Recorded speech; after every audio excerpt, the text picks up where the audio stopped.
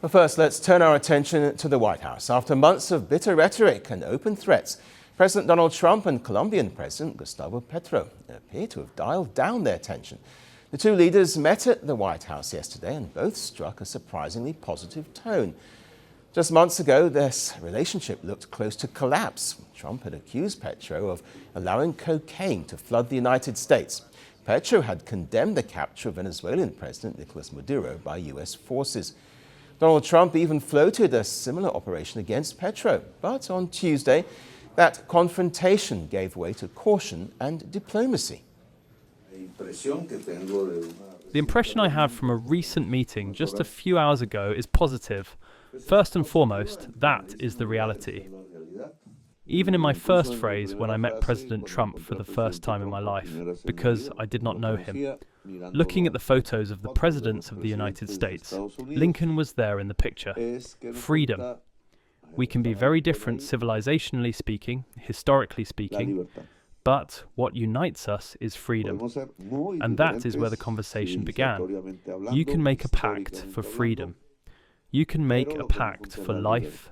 Life and freedom go together today. And that is what we can come together on. That was the conversation. President Trump also struck a warmer note. He and I weren't exactly the best of friends, but I wasn't insulted because I never met him. I didn't know him at all. And we got along very well, and we're working on that. We're working on some other things too, including sanctions. And we had a very good meeting. I thought he was terrific. He was very good. We got along great. Notably, there was none of the usual interaction with journalists, avoiding the kind of televised Oval Office showdown many in Bogota had feared. But instead, the mute footage released only revealed a warm handshake in the West Wing, followed by a meeting between the American and Colombian leaders in the Oval Office. US Vice President J.D. Vance and Secretary of State Marco Rubio were also present. Trump even signed a copy of his book, The Art of the Deal, for Petro, writing simply, "You are great." Petro returned the compliment, praising Trump's directness, while also acknowledging their deep political differences.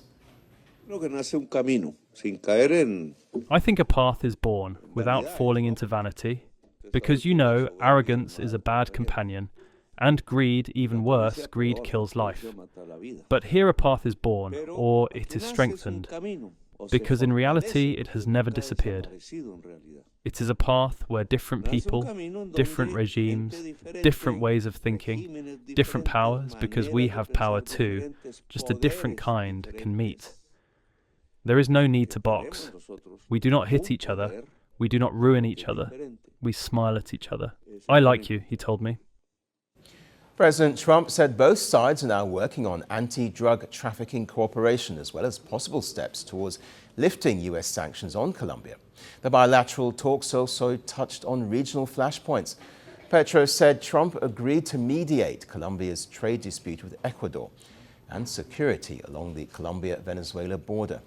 The fight against illicit drugs remains the core issue, though. Washington describes Colombia as the world's largest cocaine producer. The Trump administration has touted the idea of using force to tackle the threat. Meanwhile, Petro points out that the US is the largest cocaine consumer and is pushing a different approach. He wants the drug war to prioritize peace with minimal reliance on military force and airstrikes. He has long criticized US-backed operations that have killed dozens in the Caribbean and Pacific.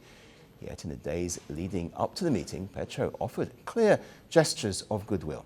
Colombia agreed to resume accepting US deportation flights, reversing a decision that had triggered last year's falling out.